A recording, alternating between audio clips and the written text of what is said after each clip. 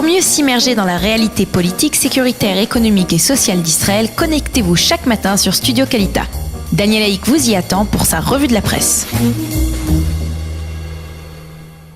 Voilà, c'est l'heure de la revue de la presse et des médias israéliens ce matin. Et on peut le dire, tous les quotidiens israéliens parlent ce matin de tempête politique au Likoud à la suite des accusations de putsch portées par Binyamin Netanyahou et ses proches contre le président Rivlin d'une part et l'ancien ministre de l'Éducation Gideon Sa'ar de l'autre.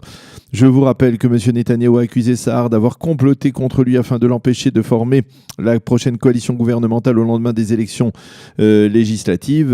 Sa'ar a formellement démenti ces accusations en accusant lui-même le Premier ministre de ne pas avoir dit la vérité. D'ailleurs, le Yediot Aharonot publie en évidence cette réaction de Gideon Sa'ar qui a déclaré « Je suis devenu une menace pour le pouvoir ».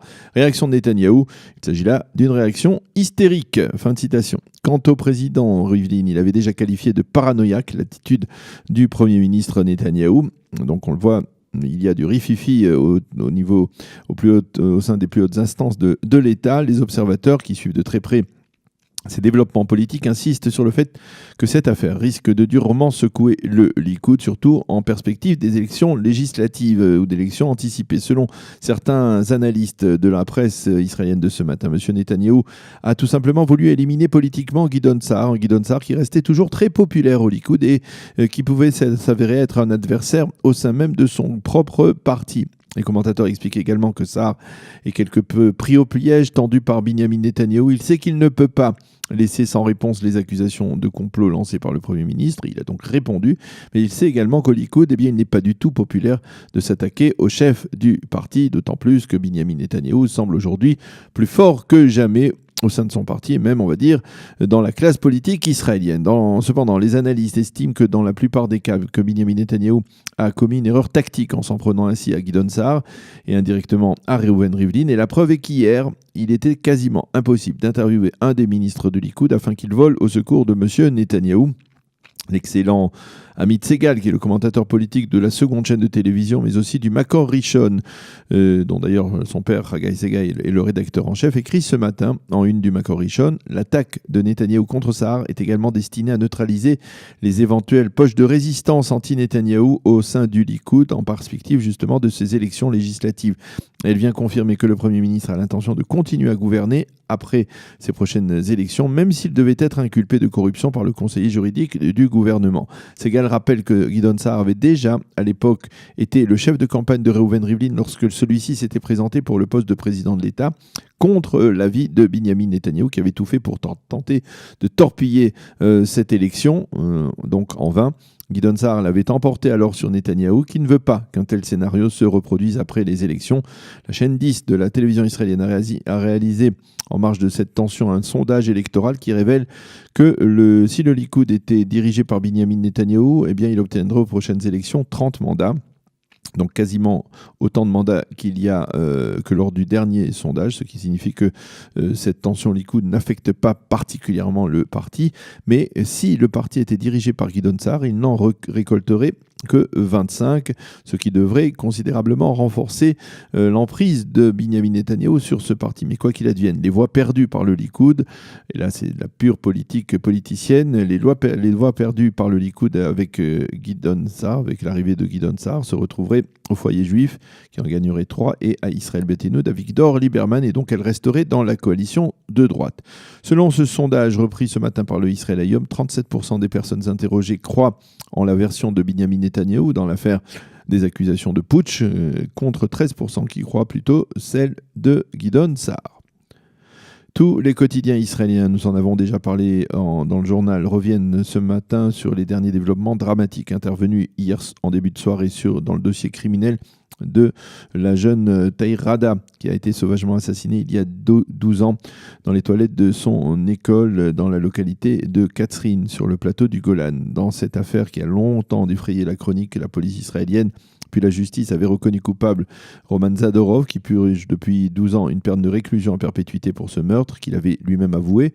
Mais une fois de plus, la culpabilité de Zadorov a été remise en cause. La dernière fois, c'était il y a 2 ans dans un documentaire qui révélait qu'une femme avait reconnu être celle qui avait assassiné la jeune fille. Or, hier, un développement étonnant s'est produit. L'avocat de Zadorov a révélé que sur le corps de la victime, on avait retrouvé 3 cheveux. L'un de ces cheveux appartiendrait justement à une très forte probabilité à cette même femme. L'avocat de Zadorov a donné une conférence de presse durant laquelle il a réclamé la libération immédiate de son client et la tenue d'un nouveau procès qui l'innocenterait.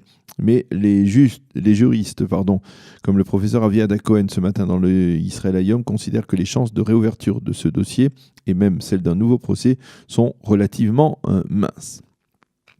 Les quotidiens israéliens mentionnent la météo brusquement hivernale qui s'est installée pour environ 24 heures sur la région avec des averses très fortes qui ont provoqué des inondations dans la Harava et dans le Negev. Un enfant bédouin de 4 ans a été emporté par un torrent dans la région de Tel Arad dans le Negev et il n'a pas réussi à être sauvé.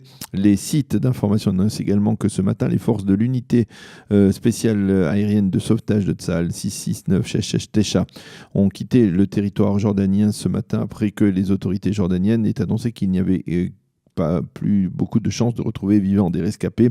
L'unité spéciale israélienne est en effet venue en aide hier aux forces de sauvetage jordaniennes dans la catastrophe qui s'est produite avec le débordement d'un cours d'eau qui se déverse dans la partie jordanienne de la mer Morte et à la suite de pluies diluviennes qui se sont abattues également donc en Jordanie. Un autobus dans lequel circulait une quarantaine d'écoliers donc a été pris au piège dans ces torrents provoqués par ces pluies diluviennes. 18 jeunes Jordaniens qui se trouvaient donc justement dans cet autobus ont été surpris par ce torrent et n'ont pas réussi à être sauvés. Cette catastrophe n'est pas sans rappeler celle qui s'est produite il y a quelques mois lors d'une excursion de jeunes de la Mérina de Netzion à Tel Aviv qui aussi avait été surpris par le déferlement brusque et soudain d'un torrent d'eau et de boue dans la Harava, à proximité donc de la mer Morte également, mais du côté donc des rives occidentales de la mer Morte, côté israélien. Dès l'annonce de la catastrophe d'hier, donc les soldats et officiers de 669 se sont organisés pour venir en aide aux forces jordaniennes. Ils ont reçu le feu vert de franchir la frontière au-dessus de la mer Morte. Il faut rappeler que cette aide humanitaire intervient précisément quelques jours à peine après que le souverain jordanien ait annoncé sa décision de récupérer les zones de Naharaim et de Tzofar qui sont pour l'instant exploitées par Israël. Le Israël Hayom mentionne en première page ce matin la très vive tension en Israël à 4 jours des élections municipales qui se tiendront le 30 octobre. Et le journal évoque en particulier la confrontation très rude à Jérusalem entre Zeev Elkin, qui est soutenu par Binyamin Netanyahu, et Moshe Leon, qui est le candidat d'Aryeh Deri et d'Avigdor Lieberman. Elkin accuse Lieberman d'avoir porté atteinte à l'intérêt de l'État en soutenant Leon et Deri lui répond: Elkin est dans une passe difficile, nous ne le jugerons pas. Par contre, Lieberman qualifie Zeev Elkin de mauvais candidat. Et puis nous allons revenir sur un titre qui était bien loin dans les pages du Israël Hayom d'hier, c'est-à-dire en page 22, et qui se rapporte aussi aux élections municipales, mais sous l'angle des Olim qui se présentent dans les listes municipales.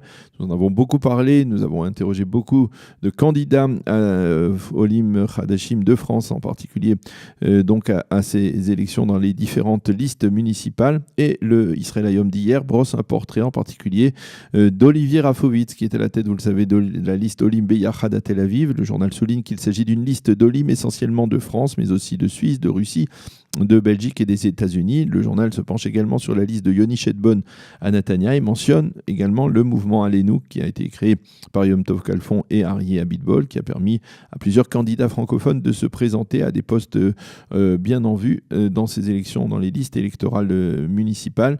Par contre, l'article fait abstraction des candidats francophones aux municipales de Jérusalem qui sont tout de même nombreux, nous le savons mieux que quiconque.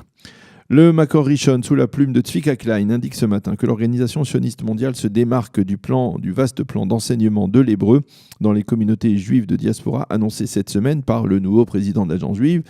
Yitzhak Herzog, et pour cause, l'Organisation sioniste mondiale a déjà développé au cours des dernières années un tel programme. Hier, lors d'une réunion plutôt houleuse de l'Organisation sioniste mondiale, le président de cette institution, Avraham Duvdevani, a rappelé à Yitzhak Herzog que c'est l'OSM qui avait le mandat de créer en diaspora des ulpans d'hébreu et que c'est exactement ce qu'elle faisait depuis plusieurs années. On peut le voir en particulier en France dans le cadre de plusieurs partenariats, en particulier avec le consistoire. Duvdevani a par la suite affirmé qu'il était favorable au plan d'Herzog, mais seulement si celui-ci était coordonné donc avec les instances de l'Organisation sioniste mondiale. C'est un titre que l'on retrouve donc en première page du Makor Rishon.